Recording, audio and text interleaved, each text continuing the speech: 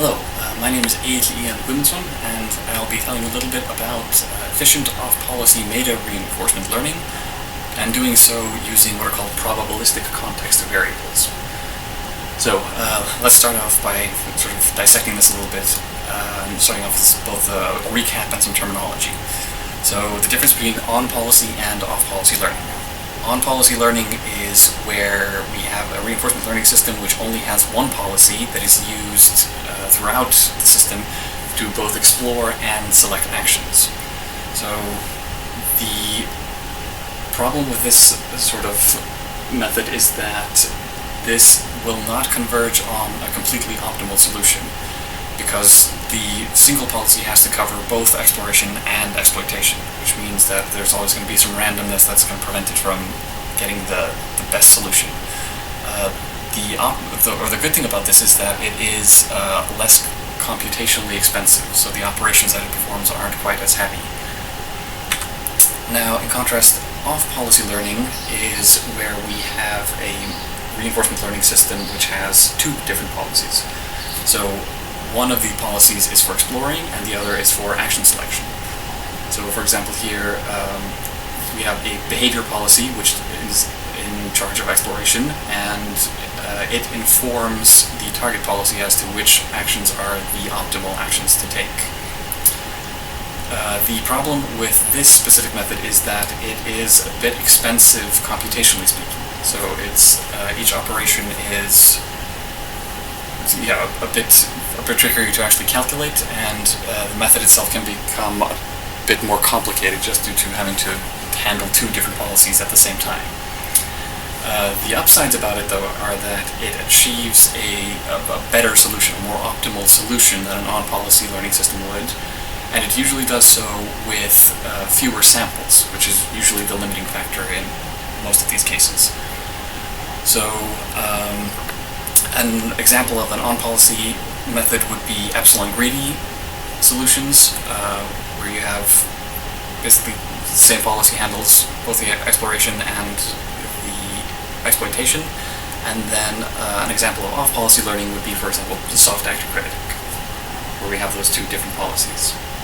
So that's the off-policy explained. Meta-reinforcement learning is a slightly different thing. So the idea behind meta-reinforcement learning is that we first train a reinforcement learning system to do a task, and then train it to do a second different task. Now, the hope with this is that some of its ability to do the first task will help it learn how to do the second task. So what we want to do is that we want to converge faster on a solution for the second task, using knowledge from the first than we would do from simply training it on the second task alone. If it manages to converge faster, it's called meta-learning. So, as it states, it's learning how to learn. It'll converge faster on solutions for different tasks. A lot of us do this already, and a lot of you are probably familiar with meta-learning. So, depending on the system that we're using, pre-training can be considered meta-learning. You train it on one set of tasks, and then you fine-tune the model a little bit on whatever it is that you're doing. So you're leveraging meta-learning to learn that hyper-tuned thing faster. So the problem that this paper attempts to solve is that most meta-learning reinforcement learning systems that are now being used use on-policy learning. So as we stated before, the general problem with on-policy methods is that it isn't quite as efficient with samples as we would like it to be. So we have enough computation to do things, but it's the sample number that is our limiting factor. So if we were to be able to switch into off-policy learning, we could presumably manage to utilize those samples better and get to better solutions, or more optimized systems. So with regards to evaluating meta-training systems or meta-learning systems, there are two different metrics that are important, or sort of the most important ones. On the one hand, there is meta-training efficiency for the other task that we train it on to begin with, and then the adaptation efficiency for the task that we want to now sort of fine-tune it on. So the meta-training is the tasks that are maybe a bit related to what we wanted to do, and then the adaptation efficiency is for the task that we want the system to do in the end.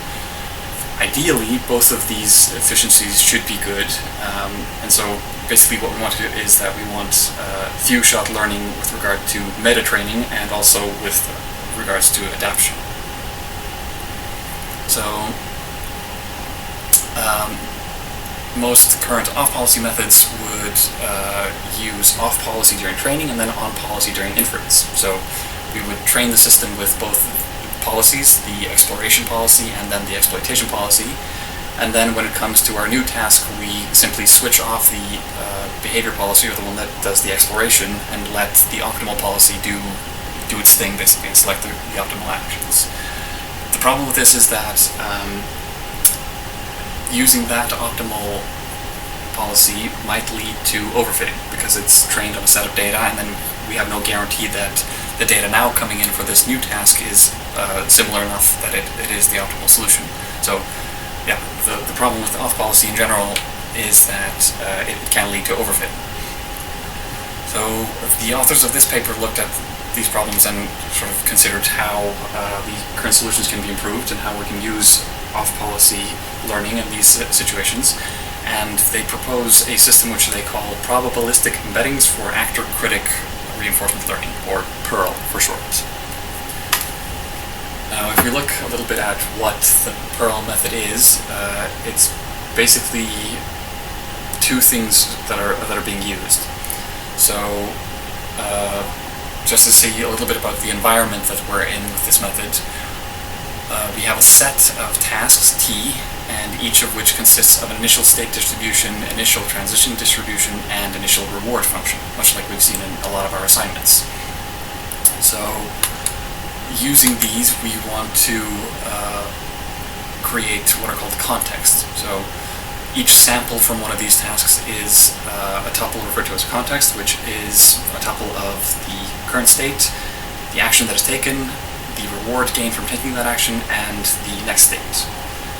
Each of these tasks T has a set of size n of the samples, basically. So the data that is related to the specific task. Now, this is for the meta-training phase, so these are the tasks that are related to the task that we want to perform, but not that exact task.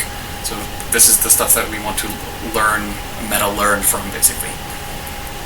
So, using this stuff, we now add to the mix another innovative bit, which is a latent or hidden probabilistic context variable z. So, samples from this z are used to condition the policy while learning a task. So basically, when we're using a policy, we want to get the action from it, and we hand it the current state that we're in and the sample from this variable z.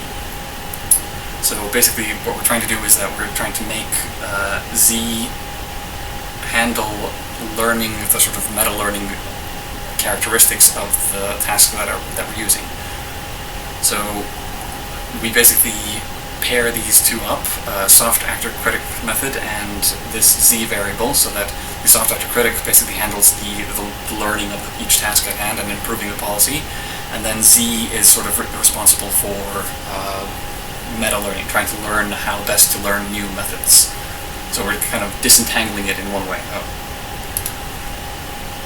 Now, if we take a closer look at this z variable, as I said before, we want the z variable to learn these meta-learning capabilities, so encode sort of the things that are not necessarily task-specific about how it can learn better in other environments.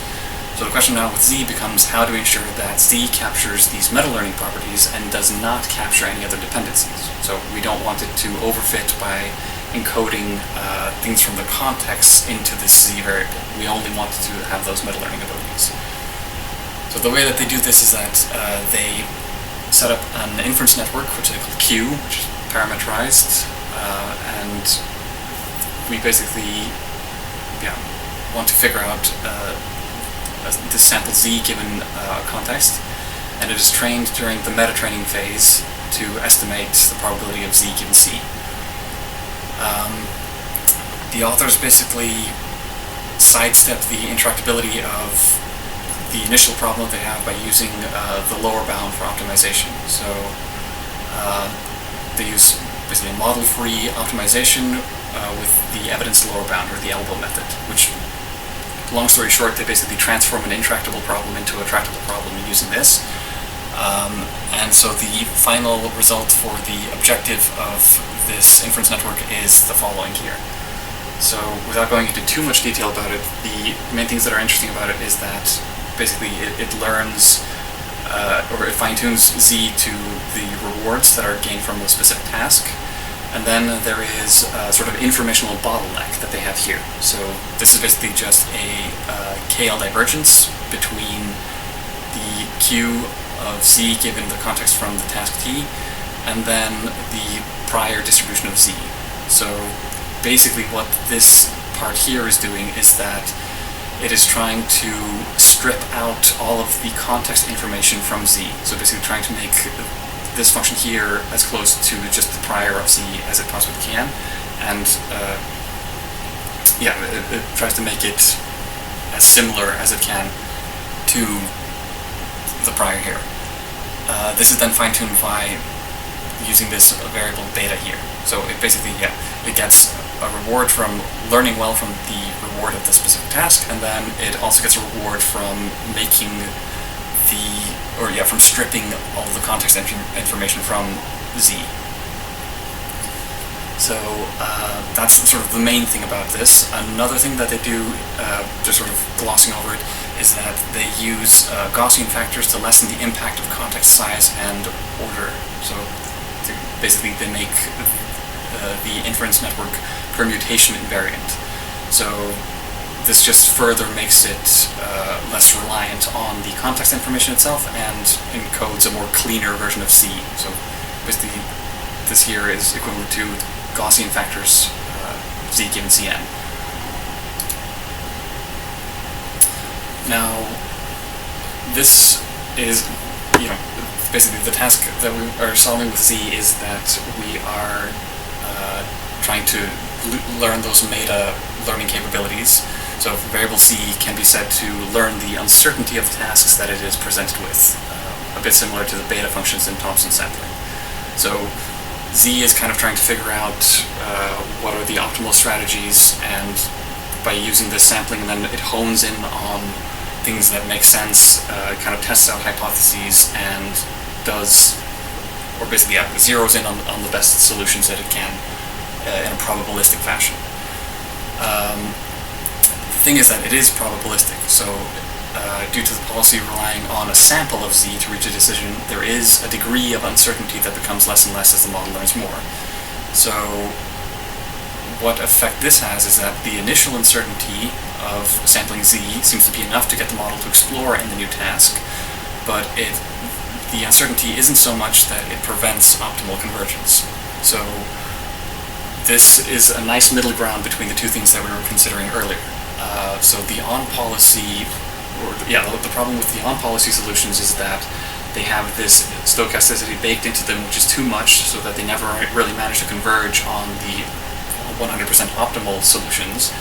But the off-policy methods that we have are often a bit tricky, because once you set it loose on this new task, they have little or no exploration at all. So due to the fact that there is a little bit of stochasticity in these samples that then becomes less and less as time goes on, there's enough randomness in it that it actually does do a little bit of exploration, but it then stops exploring when it converges on the optimal solution. So, basically it goes or explores less and less to a degree where it is inconsequential. So this is a nice middle ground between those two solutions that are achieved by using Z. Again, kind of glossing over and taking a quick look at the soft actor critic part of this. So they knew that they would have to, or the authors of the paper knew that they would have to use this stochastic variable, and they were thinking about which method to pair it with in order to use this variable, and they found that soft actor critic was the ideal off-policy model to use for this method. So basically they have the actor and critic losses, which are similar to the losses that we would normally have with one of these networks. The main change about it, and sort of the interesting thing, is that, as you can see, samples of Z are used liberally throughout these as well. So it's just sort of, Z is introduced into all components of this method, basically. So looking at the pseudocode for this method, we just kind of run over the main blocks of code, basically. It's just initialization, and then for each of the tasks that we have, we fill our buffers with relevant data for the task, much as we do with just classic soft actor critic. Then we sample using soft actor critic and utilize the samples of Z, as mentioned before, in that method. And then we update the weights after we have performed these. So this is during meta training, by the way. So this is the tasks that we basically are training on before we go to the tasks that we wanted to then sort of learn from scratch. So the tasks that were used to meta train on were the classic Wujoko environments. So for here, for example, there are 4 environments. There's the half-cheetah, humanoid, ant, and walker. So these are basically just 3D models that have certain ways in which they can move, and then the system is set loose and is supposed to move these in certain ways. So for the half-cheetah, it can be moving forwards or backwards. It can be moving forwards or reaching a certain velocity within a specific time. Humanoid can be, walking around without falling over. The ant moving forwards and backwards. Walker getting to a certain place without falling over. Things like that. And this is, different variants of these tasks were used for meta training purposes. So now to the interesting part of this, the thing that made me almost spit out my tea when I saw it, was that the meta training results for this system compared to other systems is absolutely phenomenal, basically. So the blue lines here on these graphs are the Perl system, so the system that's proposed in this paper, and the other 3 lines are other sort of cutting-edge solutions. And so what you can see here are the average returns of each of these runs, and then how many steps were taken to reach those solutions. So the dotted lines here are basically the optimal solutions that these other methods can reach if given enough time. And as you can see, in a lot of the cases, the Perl method basically bursts through the roof and manages to achieve much better results, and as you can see, a lot quicker than the other systems would do. So sometimes, for example, in the half-cheetah, one of the half-cheetah tests, it reaches similar solutions as the other systems would, but again, a lot faster. As you can see, there are certain ones that seem to have like a fair degree of variance, so this might be that the exploration that is being performed is leading it to sort of get a bit jittery, so it's exploring maybe a bit more than it should, but still, it seems to be converging on something, a lot faster, a lot better than the other systems are doing. So another view that can be taken of this is if we take these same runs here and kind of explore them with more time steps, basically, so lengthen this x-axis here. And looking at that, we can see a bit more how this turns out. So as you can see, again, the Perl system is achieving very good solutions, but almost orders of magnitude faster than all of the other systems are doing. So and again, as you can see, sometimes it is quite jittery, so it's not converging very much, or it has a fair degree of variance in it, but it is achieving these a lot faster, a lot better, basically blowing the other things out of the water. And as you can see, consistently does so with all the tasks. Another thing that bears mentioning about this is that these runs, or all of these systems, are run, I think, 3 times, if I remember correctly. So these are the average of 3 runs for each of these systems here.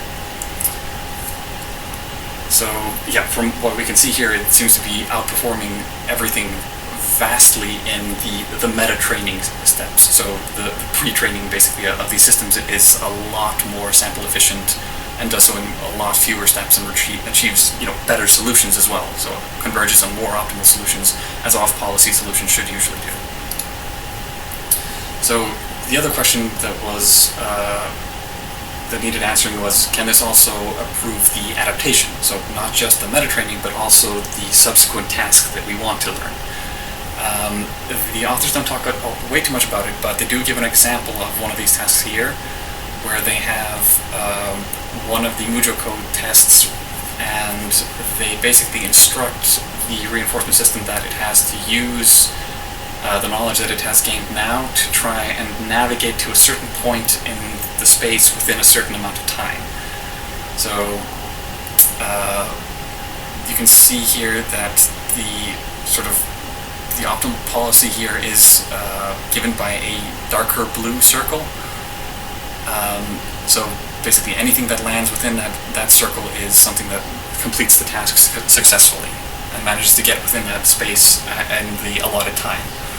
So the graph here is basically just comparing the Perl system to another one, MESN, on learning this new task, and it seems like the system is learning a lot faster than MESN, and possibly even reaching much better solutions as well.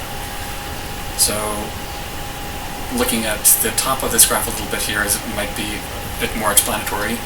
So this is basically sampling a few different z variables from just the prior of z. There's no conditioning, and as you see, it doesn't do all that well. It tries some different solutions, but doesn't get to the one that we want really.